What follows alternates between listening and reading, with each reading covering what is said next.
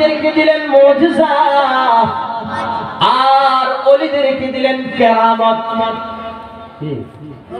ওলিদেরকে দিলেন কারামত, নবীদেরকে দিলেন মুজিজা। আজকে তো দুনিয়ার জমিনে এমন কিছু মানুষ আছে যারা ওলি আউলিয়া মানে না, আছে না নাই? আমি স্পষ্ট ভাষায় বলি, যারা ওলি আউলিয়া মানে না তারা কোরআন মানে না, হাদিস মানে না। কথা কোন ঠিক কিনা? কারণ আউলিয়ার কথা আছে কোরআনে, ওলির কথা আছে বুখারীতে। জোরে বলুন সুবহানাল্লাহ।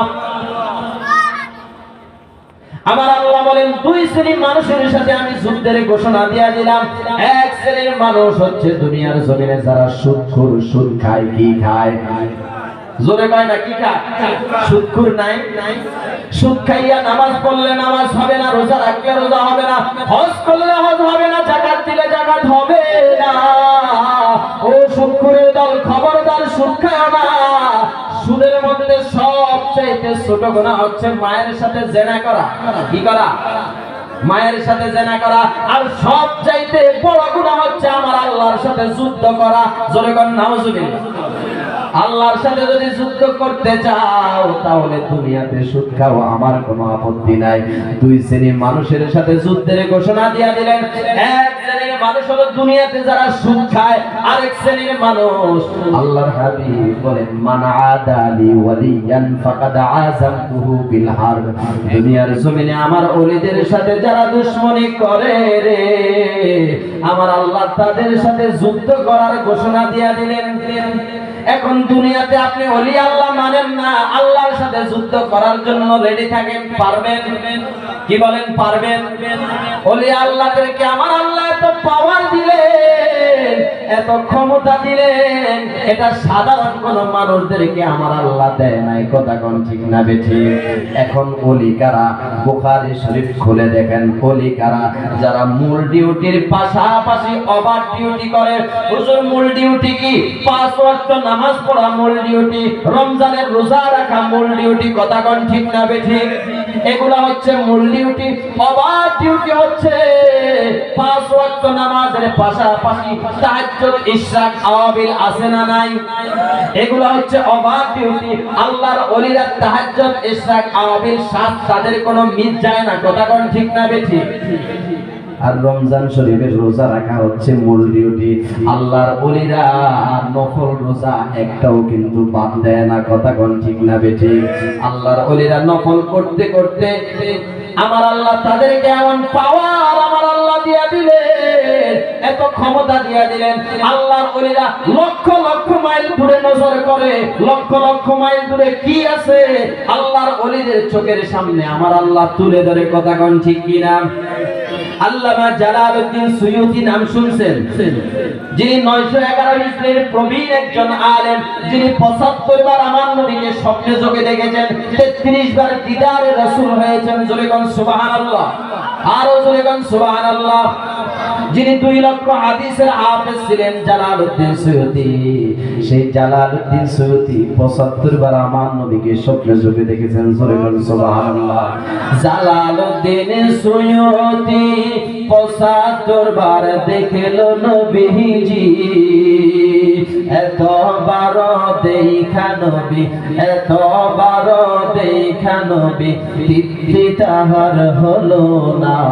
মদিনা মদিনা আসে গো মুমিনের ঠিকানা, বলো না মদিনা মদিনা আসে গো মুমিন। সেই জালালউদ্দিন সুয়ুতী একবার যোহরের নামাজ পড়ে খাওয়া দাওয়া করা শেষ, তিনি একটু কায়রুল্লাহ করলেন।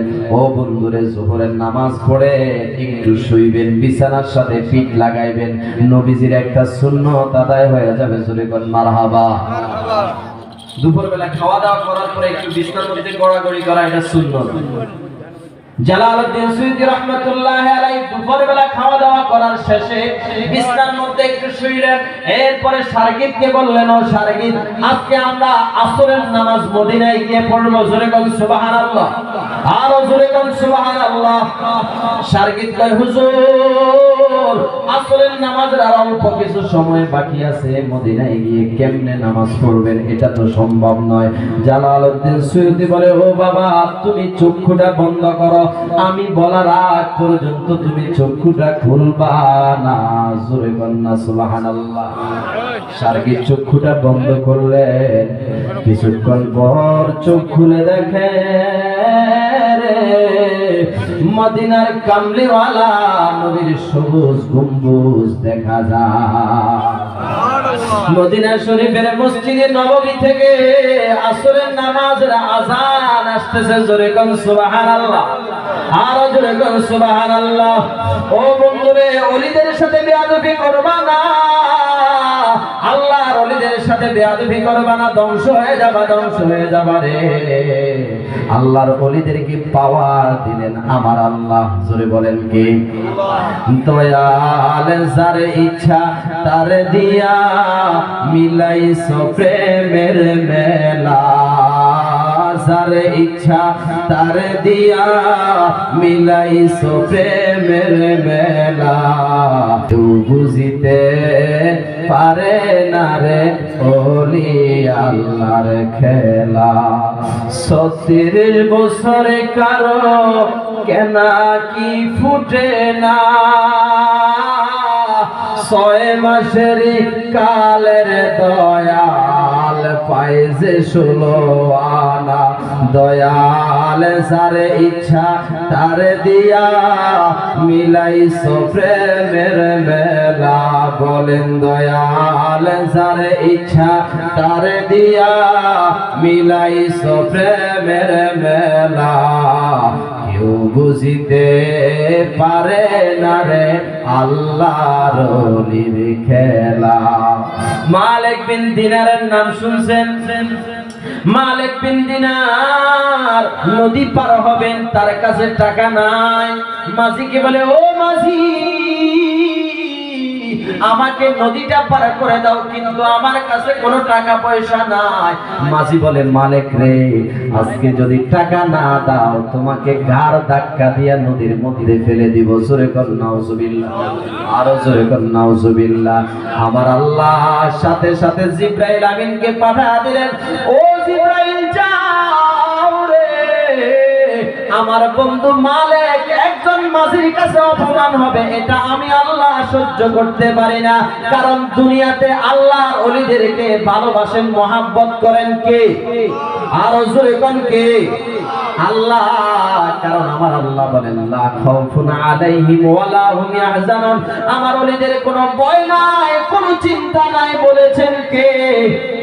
আরো জোরে বলেন কে বলছেন? একজন মাঝির কাছে আমার বন্ধু অপমান হবে, এটা আমি আল্লাহ সহ্য করতে পারি না। ও জিবরাইল, নদীর মধ্যে যত মাছ আছে রে, সব মাছের মুখের মধ্যে একটা স্বর্ণের টাকা নিয়া আমার মালিকের চতুর্পাশে মাছগুলা রেডি হইয়া যায়। আল্লাহ তাআলা মাছগুলারে পাঠায়া দিলেন, নৌকার চতুর্পাশে রেডি হয়ে গেলেন। মালিক বিন দিনার বলে, ও মাঝি তোমার বাড়া বাবদ যত টাকা লাগে আমার আল্লাহ টাকা পাঠায় দিয়েছে, টাকা নিয়ে যাও। কিতাবের মধ্যে আসছে তৎকালীন জমানায় মালিক বিন দিনার যদি ওই মাছের মুখ থেকে মাথা থেকে একটা একটা স্বর্ণ মুদ্রা নিয়ে যদি ব্যাগের মধ্যে রাখতেন, তৎকালীন মালিকের মতো বড় লোক পৃথিবীতে আর কেউ থাকতো না। জোরে কোন সুবহানাল্লাহ। আল্লাহর ওলিরা দুনিয়াতে টাকা পয়সা বাড়ি গাড়ির পাগল না, কথা কোন ঠিক না বেঠিক? আরো জোরে বলেন ঠিক না বেঠিক? আমার নবীও টাকার পাগল না রে, আমার নবীও টাকার পাগল না। যদি আমার নবী টাকার পাগল হতো, বেলালের মতো গরিব সাহাবীর জায়গা আমার নবীর দরবারে হতো না, কথা কোন ঠিক না বেঠিক? আমার নবী যদি টাকার পাগল হতো, বেলালের মতো সাহাবীর জায়গা কিন্তু হতো। আমার নবী টাকার পাগল না, আল্লাহর ওলিরাও দুনিয়াতে টাকার পাগল না, বাড়ি গাড়ির পাগল না, কথা কোন ঠিক না বেঠিক? আমার আল্লাহ ওলিদেরকে দিলেন কারামত, আর নবীদেরকে দিলেন মুজিজা।